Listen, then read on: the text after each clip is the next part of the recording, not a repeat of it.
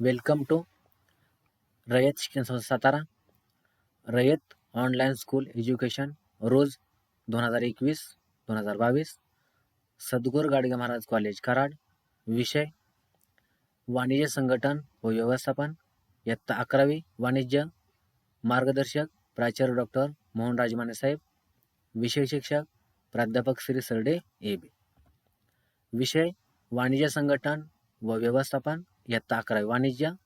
प्रकरण 5 व्यवसाय संघटनांचे प्रकार भाग 2. आजच्या लेक्चरला आपण बहुराष्ट्रीय कंपनी मल्टीनॅशनल कंपनी हा घटक पाहणार आहोत. बहुराष्ट्रीय कंपनी म्हणजे काय याची आपण इन्फॉर्मेशन पाहूया किंवा प्रस्तावना सुरुवातीला पाहूया. एकाच वेळी एकापेक्षा जास्त देशात कार्य करणारी कंपनी म्हणजे बहुराष्ट्रीय कंपनी होय.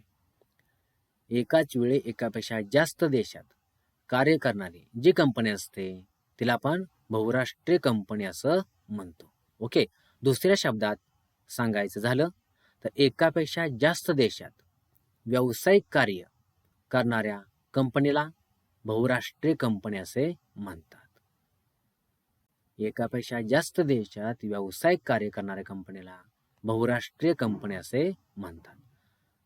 बहुराष्ट्रीय कंपनीने स्वतःच्या देशाव्यतिरिक्त कमीत कमी एका इतर देशात सोयीसुविधा आणि इतर मालमत्ता निर्माण केलेल्या असतात.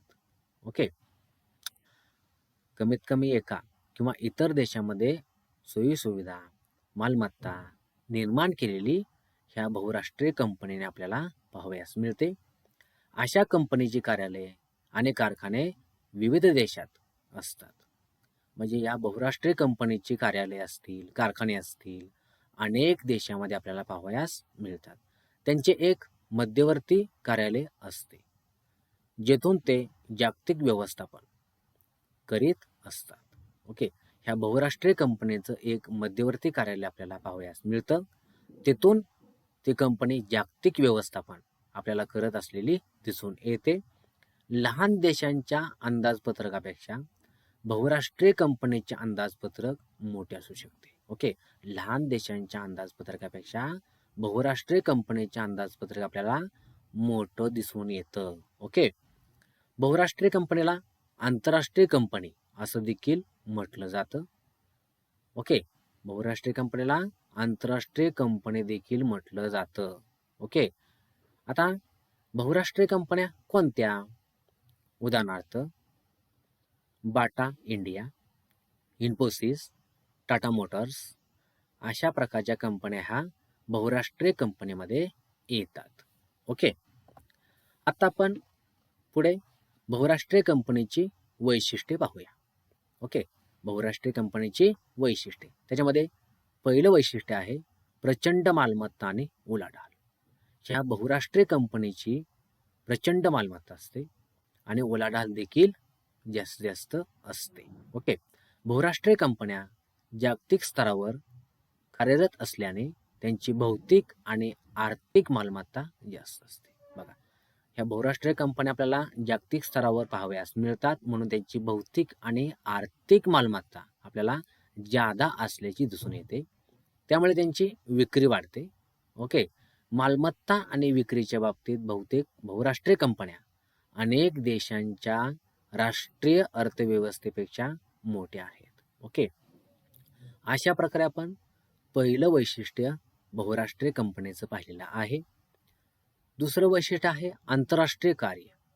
आंतरराष्ट्रीय कार्य, बहुराष्ट्रीय कंपन्यांचे अनेक देशात उत्पादन आणि वितरण होत असते. ओके, अनेक देशामध्ये उत्पादन, मॅन्युफॅक्चरिंग, वितरण, डिस्ट्रीब्युशन. ओके, म्हणून यजमान देशातील शाखा सहाय्यक आणि संलग्न कंपन्यांच्या शाखाद्वारे कार्य केलेले आपल्याला दिसून येतात.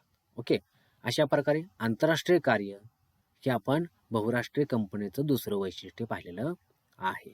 ओके, तिसरं वैशिष्ट्य आहे केंद्रीय नियंत्रण.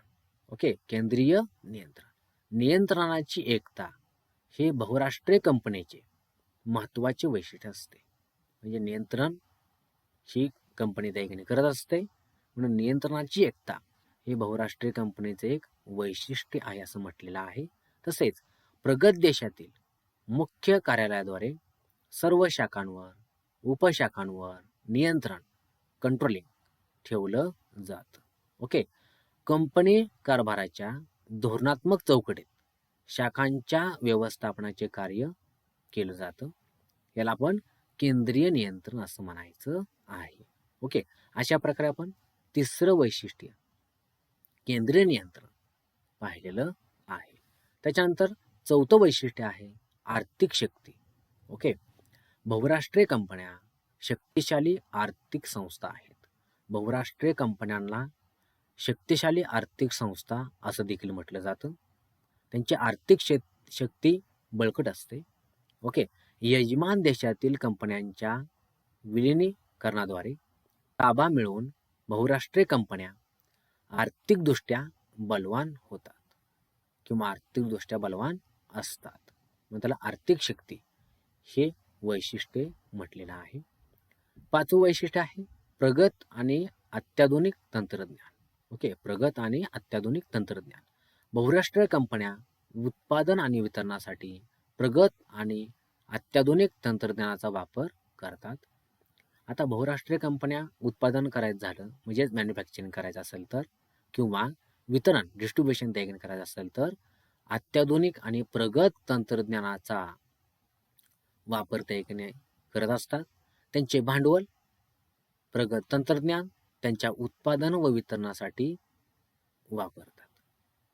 म्हणजे याला प्रगत आणि अत्याधुनिक तंत्रज्ञान असं म्हटलेलं आहे. त्याच्यानंतर सहावं वैशिष्ट्य आहे व्यावसायिक व्यवस्थापन.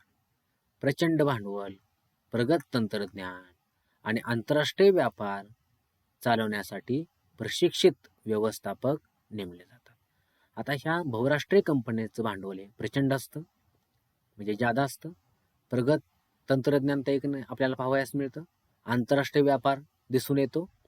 म्हणून याच्यामध्ये प्रशिक्षित व्यवस्थापक नेमले जातात. हे देखील आपण सहावं वैशिष्ट्य पाहिलेलं आहे. आता आपण पुढे बहुराष्ट्रीय कंपनीचे गुण पाहूया. गुण त्याच्यामध्ये पहिला गुण आहे रोजगार निर्मिती. ओके. पहिला गुण आहे रोजगार निर्मिती. बहुराष्ट्रीय कंपन्यांनी मोठ्या प्रमाणावर यजमान देशांमध्ये रोजगार निर्माण केला आहे. म्हणजे बहुराष्ट्रीय कंपन्या ज्या पण देशामध्ये आहेत त्या देशामध्ये बहुराष्ट्रीय कंपन्यांनी रोजगार किंवा रोजगाराच्या संधी उपलब्ध करून दिलेल्या आहेत. ज्या ठिकाणी मोठ्या प्रमाणावर बेरोजगारी आहे तेथे बहुराष्ट्रीय कंपन्या वरदान ठरलेल्या आहेत. ज्या ठिकाणी बेरोजगारी आहे त्या ठिकाणी बहुराष्ट्रीय कंपन्या एक वरदानच ठरलेल्या आहेत. म्हणून हा पहिला गुण रोजगार निर्मिती सांगितलेला आहे. पुढे दुसरा गुण आहे विदेशी भांडवलाचा प्रभाव. ओके. विदेशी भांडवलाचा प्रभाव. विकसनशील देशांच्या जलद विकासासाठी बहुराष्ट्रीय कंपन्या आवश्यक विदेशी भांडवल आणतात. आता विकसनशील देश कुठला तर भारत देश. ओके. तर भारत देशाच्या जलद विकासासाठी बहुराष्ट्रीय कंपन्या आवश्यक विदेशी भांडवल आणतात. तसेच देशांतर्गत अर्थव्यवस्थेच्या वाढीसाठी विदेशी भांडवल आवश्यक असतं. ओके. म्हणून विदेशी भांडवलाचा प्रवाह हा गुण सांगितलेला आहे. त्याच्यानंतर पुढचा तिसरा गुण आहे संसाधनांचा योग्य वापर. ओके. बहुराष्ट्रीय कंपन्या त्यांच्या प्रगत तांत्रिक ज्ञानामुळे यजमान देशाच्या निष्क्रिय भौतिक व मानवी संसाधनांचा योग्य वापर करतात. यामुळे यजमान देशांचे उत्पन्नाचे प्रमाण वाढते. बरोबर. बहुराष्ट्रीय कंपन्या काय करतात? प्रगत तांत्रिक ज्ञानामुळे यजमान देशांच्या निष्क्रिय असेल, भौतिक असेल किंवा मानवी संसाधनांचा योग्य वापर करत असल्यामुळं त्या यजमान देशाचं उत्पन्नाचं प्रमाण त्या ठिकाणी वाढतं. ओके. तर आपण हा तिसरा गुण पाहिलेला आहे. चौथा गुण आहे तांत्रिक विकास. ओके. तांत्रिक विकास. बहुराष्ट्रीय कंपन्यामुळे यजमान देशांचा तांत्रिक विकास झालेला पाहावयास मिळतो. प्रत्यक्षात एका देशातून दुसऱ्या देशात तांत्रिक विकासाचे पारदर्शक वहन या बहुराष्ट्रीय कंपन्यांद्वारे होते. बहुराष्ट्रीय कंपन्यांमुळे गरीब देशाने देखील तांत्रिक विकास केलेला आहे. म्हणजे बहुराष्ट्रीय कंपन्या आल्यामुळं तांत्रिक विकास आपल्याला पाहावयास मिळतो आणि हा सर्वच देशामध्ये आपल्याला पाहावयास मिळतो. हा आपण 4था गुण पाहिलेला आहे. पुढे 5वा गुण आहे व्यवस्थापकीय विकास. ओके, व्यवस्थापकीय विकास. बहुराष्ट्रीय कंपन्या आधुनिक व्यवस्थापनाची तंत्रे वापरत असतात. म्हणजे बहुराष्ट्रीय कंपन्या काय करतात? आधुनिक व्यवस्थापनाची तंत्रे वापरतात. बहुराष्ट्रीय कंपन्यामध्ये काम करणारे कर्मचारी मोठ्या प्रमाणात व्यवस्थापनात संशोधनाचे कार्य करीत असतात. व्यवस्थापन सिद्धांत व नवीन पद्धती याद्वारे व्यवस्थापनात व्यावसायिकता आणण्यास मदत देखील केली जाते. यामुळे यजमान देशांमध्ये व्यवस्थापकीय विकास घडून येतो. म्हणजे व्यवस्थापकीय विकास हा बहुराष्ट्रीय कंपन्यामुळे झालेला आपल्याला एकंदरीत दिसून येतो. ओके, हा आपण 5वा गुण पाहिलेला आहे. 6वा गुण आहे स्थानिक मक्तेदारी समाप्त. जी मक्तेदारी देखील होत होती ती जवळजवळ बहुराष्ट्रीय कंपन्यांनी समाप्त केलेली आपल्याला पाहावयास मिळते. बहुराष्ट्रीय कंपन्यांच्या स्थापनेमुळे यजमान देशांमध्ये स्पर्धा वाढलेली आपल्याला दिसून येते. त्यामुळे स्थानिक मक्तेदारांनी त्यांची उत्पादने दर्जेदार केली किंवा किमती कमी केल्या. ओके, आणि बहुराष्ट्रीय कंपन्यांनी स्थानिक मक्तेदारी पद्धती जवळजवळ समाप्त केलेली आहे. तसेच वास्तविक बहुराष्ट्रीय कंपन्या देशांतर्गत कंपन्यांची कार्यक्षमता आणि गुणवत्ता सुधारण्यासाठी मदत करतात. म्हणजे बहुराष्ट्रीय कंपनी आल्यामुळं त्यांच्यासारखंच प्रोडक्शन स्टँडर्ड बनवण्यासाठी इतर देखील कंपन्या त्या ठिकाणी अग्रेसर त्या ठिकाणी आपल्याला असलेल्या दिसून येतात. ओके, त्याशिवाय त्यांची विक्री होऊ शकत नाही. ओके, म्हणून त्या बहुराष्ट्रीय कंपन्याबरोबर चालण्याचा प्रयत्न करीत असतात. पुढे 7वा गुण आहे जीवनशैलीत सुधारणा. उच्च गुणवत्तापूर्ण उत्पादने आणि सेवा देऊन बहुराष्ट्रीय कंपन्या यजमान देशातील लोकांचे जीवनमान सुधारण्यासाठी मदत करीत असतात. म्हणजे ह्या बहुराष्ट्रीय कंपन्यांमुळे जीवनशैलीत सुधारणा झालेल्या आपल्याला दिसून येतात. ओके, पुढचा गुण आहे 8 नंबर आंतरराष्ट्रीय बंधुता आणि संस्कृतीचा प्रसार. बहुराष्ट्रीय कंपनीने विविध देशांच्या अर्थव्यवस्थांचे एकत्रीकरण करून आंतरराष्ट्रीय बंधुता निर्माण केलेली आपल्याला पाहावयास मिळते. तसेच यासाठी प्रोत्साहन देऊन जागतिक स्तरावर संस्कृतीचा प्रसार त्या ठिकाणी केलेला आहे. जागतिक शांतता आणि बंधुता प्रस्थापित करून समृद्धीचा मार्ग प्रशस्त केलेला आपल्याला पाहावयास मिळतो. म्हणजे या बहुराष्ट्रीय कंपन्यांमुळे आंतरराष्ट्रीय बंधुता आणि संस्कृतीचा आपल्याला प्रसार झालेला दिसून येतो. ओके, म्हणून हा 8वा देखील गुण सांगितलेला आहे. आता आपण पुढे बहुराष्ट्रीय कंपनीचे दोष पाहूया. ओके, बहुराष्ट्रीय कंपनीचे दोष. त्याच्यामधला पहिला दोष आहे देशांतर्गत उद्योगांसाठी धोका. देशांतर्गत उद्योगांसाठी धोका. बहुराष्ट्रीय कंपन्यांचे भांडवल प्रचंड असते. बहुराष्ट्रीय कंपन्यांचे भांडवल हे प्रचंड असते किंवा जादा असते. यामुळे देशांतर्गत उद्योगांना त्याचा धोका निर्माण झालेला आहे. देशांतर्गत उद्योग अजूनही विकासाच्या मार्गावर आहेत. त्यामुळे बहुराष्ट्रीय कंपन्यांनी केलेल्या आव्हानांना देशांतर्गत उद्योग तोंड देऊ शकत नाहीत. त्यामुळे बरेच देशांतर्गत उद्योग बंद पडायला लागलेले आहेत. अशा प्रकारे यजमान देशाच्या आर्थिक वाढीस बहुराष्ट्रीय कंपन्यांमुळे हानी पोचते. हा देखील धोका संभवू शकतो. देशांतर्गत उद्योगांसाठी धोका. बहुराष्ट्रीय कंपन्या आल्यामुळं बहुराष्ट्रीय कंपन्याचं भांडवल जास्त असतं, प्रोडक्शन जास्त असतं, विक्रीचं प्रमाण जास्त असतं, वस्तू स्टँडर्ड तयार नसतात. त्याच्यामुळं बाकीच्या देखील उद्योगाला त्यांच्याबरोबर राहायचं म्हणलं तर कठीण होऊन बसलेलं आहे. म्हणून देशांतर्गत उद्योगांसाठी धोका निर्माण झालेला आहे असं म्हटलेलं आहे. हा बहुराष्ट्रीय कंपनीचा पहिला दोष सांगितलेला आहे. दुसरा दोष आहे नफा प्रत्यावर्तन. नफा प्रत्यावर्तन. नफा प्रत्यावर्तन म्हणजे बहुराष्ट्रीय कंपन्या झालेला नफा आपल्या देशात पाठवतात. बहुराष्ट्रीय कंपन्या प्रचंड नफा मिळवतात. बहुराष्ट्रीय कंपन्या काय करतात, त्यांचा झालेला नफा आपल्या देशात ते पाठवतात. तसेच बहुराष्ट्रीय कंपन्या प्रचंड नफा मिळवतात. नफ्यामुळे यजमान देशाच्या परकीय चलन साठ्यावर प्रतिकूल परिणाम आपल्याला झालेला दिसून येतो. याचा अर्थ यजमान देशाचे परकीय चलन मोठ्या प्रमाणावर देशाबाहेर जाऊ शकते. बघा, आता बाहेरचे चलन आपल्या देशात आलं पाहिजे आणि आपलं चलन कमी प्रमाणात बाहेर गेलं पाहिजे, तर मग आपल्याला ते उत्पन्न ते वाढू शकतं, राष्ट्रीय उत्पन्न वाढू शकतं. ओके, म्हणजे नफा प्रत्यावर्तन. ओके, तर असा धोकादायक संभवू शकतो. 3 नंबरचा दोष आहे हस्तक्षेप. सुरुवातीला बहुराष्ट्रीय कंपन्यांनी यजमान देशाच्या सरकारला अनेक मार्गाने मदत केली आणि त्यानंतर हळूहळू यजमान देशाच्या राजकीय बाबींमध्ये हस्तक्षेप करण्यात देखील सुरुवात केली. म्हणजे हस्तक्षेप हा देखील दोष आपल्याला दिसून येतो. त्यामुळे यजमान देशाचे स्वातंत्र्य धोक्यात आलेले आपल्याला दिसून येते. म्हणून हा 3 नंबर दोष आपल्याला सांगितलेला आहे. पुढे 4 नंबर दोष आहे यजमान देशाच्या राष्ट्रीय हितसंबंधाची जपणूक नाही. म्हणजे यजमान देशाच्या राष्ट्रीय हितसंबंधाची जपणूक होत नाही. तर बहुराष्ट्रीय कंपन्या फायदा असलेल्या क्षेत्रामध्ये गुंतवणूक करतात, इन्व्हेस्टमेंट करतात आणि यजमान देशाच्या राष्ट्रीय उद्दिष्टांची उपेक्षा करतात.